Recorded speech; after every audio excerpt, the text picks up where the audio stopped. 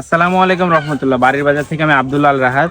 তো আপনাদেরকে আমাদের যে খেজুর গাছ কাটার যে ডাল কাটার যে কার্যক্রম সেটা আমরা দেখিয়েছি। তো এখানে যে কার্যক্রমটা হচ্ছে এটা আমাদের এই গাছটা প্রথম পর্যায়ে চাষ দেওয়া আগে হয়েছিল। তো এখন যেই চাষটা দেওয়া হচ্ছে সেটা দ্বিতীয় পর্যায়ের চাষ। তো আমাদের যেই রস নামানোর কার্যক্রমগুলো রয়েছে সেগুলো রস গাছে আসার জন্য আরো বেশ কিছু ধাপ রয়েছে, যেমন পাতা লাগানো বা ঘাট তৈরি করা। তো পর্যায়ক্রমে ইনশাল্লাহ আপনাদেরকে আমরা সেই কাজগুলো দেখাবো। তো এখন যে কাজটা দেখতে পাচ্ছেন এটা হচ্ছে দ্বিতীয় পর্যায়ে চাষ দেওয়ার কাজ চলছে। তো এই কিছুদিনের মধ্যে ইনশাল্লাহ আমাদের আরো যে পর্যায়ক্রমিক কাজগুলো রয়েছে সেগুলো দেখাতে পারবো। তো এদিকে আসো, এদিকে আরো একজন থাকছে, দেখাই। দেখতে পাচ্ছেন এই যে এই গাছগুলোতে দ্বিতীয় পর্যায়ে চাষ চলছে।